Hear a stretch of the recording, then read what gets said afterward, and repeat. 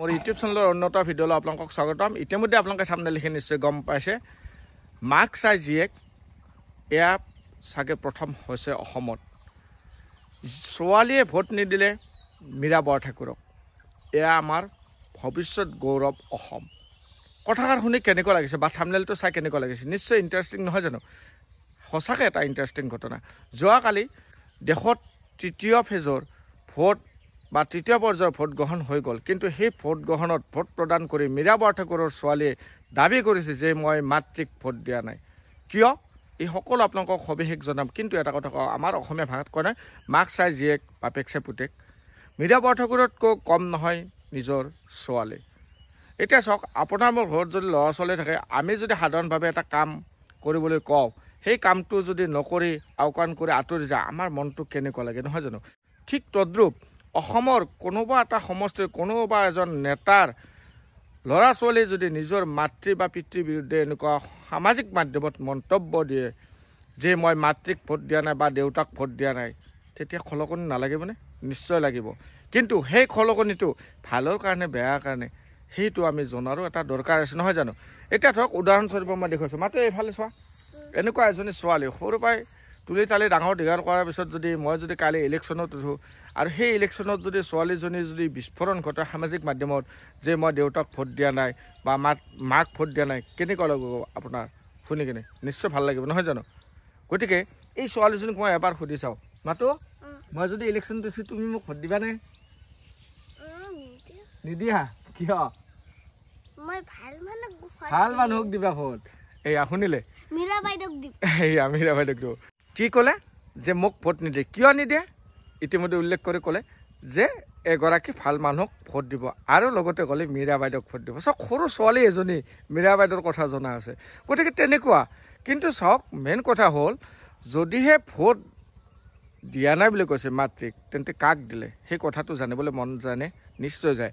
আজি নৱপ্ৰজন্মৰ সকলো দিশত এটা জাগৃত হৈছে যে 2014 চনত চিলিণ্ডাৰৰ দাম আছিলে 443 টকা, আজি হ'ল 1200 টকালৈকেও গৈছিলে। এতিয়া হয়তো অকণমান দাম কমিছে। গতিকে আপ ডাউন।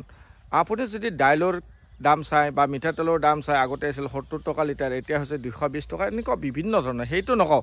GSTৰ ক্ষেত্ৰত আপোনালোকে গম পায়, আপোনালোকক আগতো মই ভিডিঅ' দিছোঁ যে 2% হীৰাৰ GST, কিন্তু ৰাবাৰ পেঞ্চিল বা কপিৰ হ'ল 18%। এনেকুৱা বিভিন্ন ক্ষেত্ৰত আছে। আমি যদি সাধাৰণভাৱে এনেকুৱা এটা চাৰ্ট কিনিবলৈ যাওঁ, তাতো GST লাগে।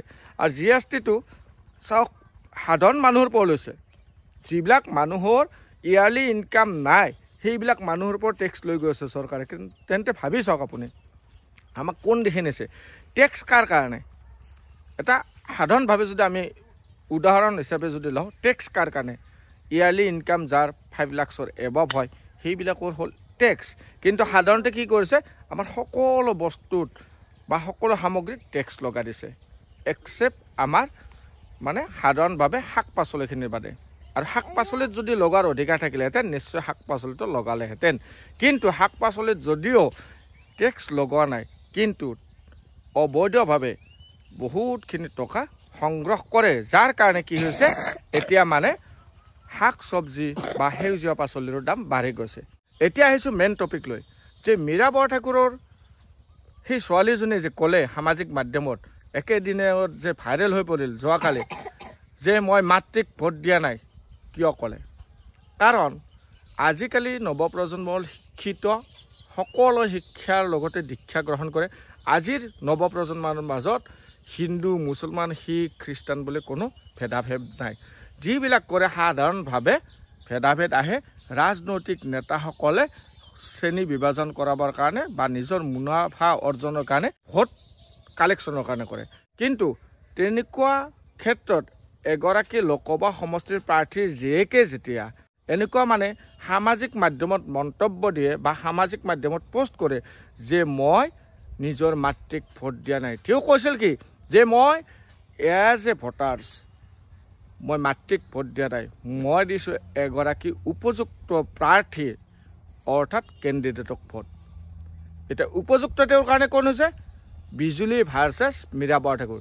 বিজুলী কলিতাক আজি কেইজনে চিনি পায়? বিজুলী কলিতা এগৰাকী এনেকুৱা ব্যক্তি যিয়ে নেকি স্বৰ্ণলতাতকৈ কম নহয়। যেনেকুৱা স্বৰ্ণলতা লতা গছ যদি এজোপা উঠিব লগা হয় অইন গছৰ সহায় ল'ব লাগে যেনেকৈ ধৰক মোদী অমিত শ্বাহ বা হিমন্ত বিশ্ব শৰ্মা বা অন্যান্য বিষয়ববীয়াসকলৰ সহায় বিচাৰি তেওঁ উঠিব বিচাৰিছে অন্যহাতে এগৰাকী নেত্ৰী যিয়ে মীৰা বৰঠাকুৰক সমগ্ৰ অসমৰ মানুহে চিনি পায় আৰু ভাৰতবৰ্ষৰ মানুহে চিনি পোৱা হৈছে কাৰণ জালুকবাৰী সমষ্টিটো গুৱাহাটী লোকসভাৰ ওচৰতে লাগি থকা আৰু অন্তৰ্গত কিছু অংশ গতিকে সেই জালুকবাৰীৰ যিহেতু ডিলিমিটেশ্যন আছে তাত ইফাল সিফাল হৈ গৈছে কিন্তু সন্মান জড়িত হৈছে আমাৰ অসমৰ মুখ্যমন্ত্ৰী ডাঙৰীয়া যিগৰাকীয়ে এইবাৰ বিজুলী কলিতা মেধিক জয় কৰাব পাৰিবনে নাই কিন্তু মীৰা বৰঠাকুৰ এগৰাকী এনেকুৱা নেত্ৰী যিগৰাকী সমগ্ৰ অসমে চিনি পোৱাৰ লগতে এগৰাকী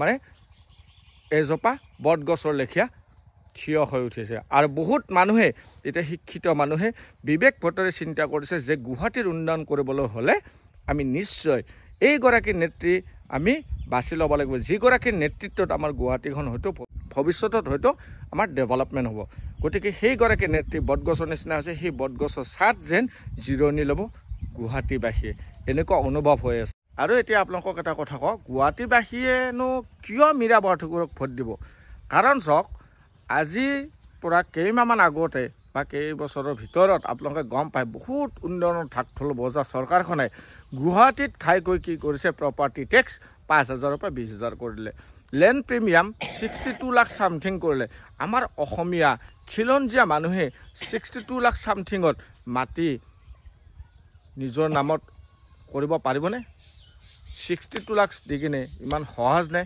গতিকে এইবিলাক কথাৰ কাৰণে খোৱা পানী বিজুলী অন্যান্য বিজুলী আহে আৰু যায় আৰু পাৰ ইউনিট কিমানকৈ বঢ়াইছে আপোনালোকে গমেই পায় প্ৰাইভেটকৰণ কৰি কিনে গতিকে এইবিলাকেই হৈছে ইছ্যু জাইকাৰ আণ্ডাৰত পানী দিলে কিন্তু গুৱাহাটীবাসীয়ে পোৱা নাই আৰু এনেকুৱা বিভিন্ন আঁচনি আছিলে কিন্তু সেই আঁচনিৰ জৰিয়তে গুৱাহাটীবাসীৰ সেই নাগৰিকসকলৰ অন্তৰ জয় কৰিব পাৰিছেনে যদিহে পৰা নাই তেন্তে 100% সেই মীৰা বৰঠাকুৰৰ ছোৱালী কোৱাৰ লেখীয়া যে মাতৃক ভোট দিয়া নাই মই এগৰাকী যোগ্য প্ৰাৰ্থীক ভোট দিছোঁ ঠিক তেনেকুৱাকৈ অৰ্থাৎ মীৰা বৰঠাকুৰকে ভোট দিছে কিন্তু মাতৃ হিচাপে ভোট দিয়া নাই এগৰাকী যোগ্য প্ৰাৰ্থী হিচাপে ভোট দিছে তদ্ৰূপ তেনেকুৱাকৈ যদি গুৱাহাটীবাসীৰ অন্য লোকো ভাবে শিক্ষিত মানুহে ভোটাৰসকলে যদি ভাবে যে গুৱাহাটীৰ কাৰণে এগৰাকী উপযুক্ত প্ৰাৰ্থী আমি বিচাৰিম যেন সেইগৰাকী বিজয় চক্ৰৱৰ্তী বা কোনেও জানো হয় এইবাৰ বিজুলী কলিতা মেধি আহিছে বিজুলী কলিতা মেধিনো কোন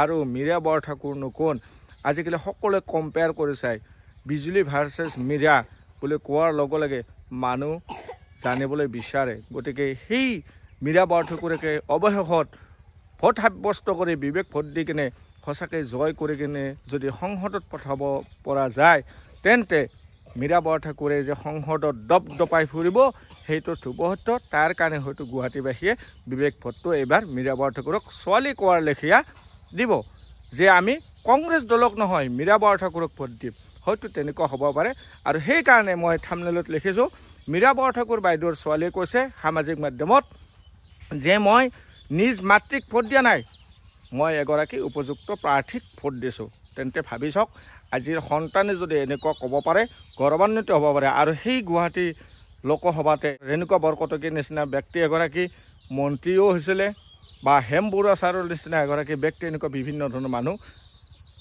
ওলাই গৈছিলে আনকি ভূপেন হাজৰিকাৰ লেখীয়া ব্যক্তি এগৰাকী যেতিয়া হাৰিছিলে তেতিয়া ভাবি চাওক এনেকুৱা কিছুমান কথা আহি পৰে হয়তো শেষত ভূপেন হাজৰিকা ডাঙৰীয়াও এবাৰ জিতিছিলে চাগে গুৱাহাটীত কিন্তু লোকসভাত নহয় চাগে ৰাজ্যসভাত এনেকুৱা হ'ব যা হওক গতিকে ভাবি চাওক এয়াই হ'ল আমাৰ ভৱিষ্যত সন্তান এয়া হ'ল আমাৰ ভৱিষ্যত গৌৰৱ হয়তো আমাৰ ছোৱালীজনী কোৱাৰ লেখীয়া আৰু কেইবছৰমান পিছত যদি মই যদি ইলেকশ্যনত উঠোঁ বা মায়েক যদি উঠে হয়তো মোৰ ছোৱালীগৰাকীও তেনেকুৱা কৰিব বুলি মই আশা কৰোঁ হয়নে মাতো গতিকে আজিৰ ভিডিঅ'টো বেছি দীঘলীয়া নকৰি ইমানতে শেষ কৰোঁ জয় আই অসম ধন্যবাদ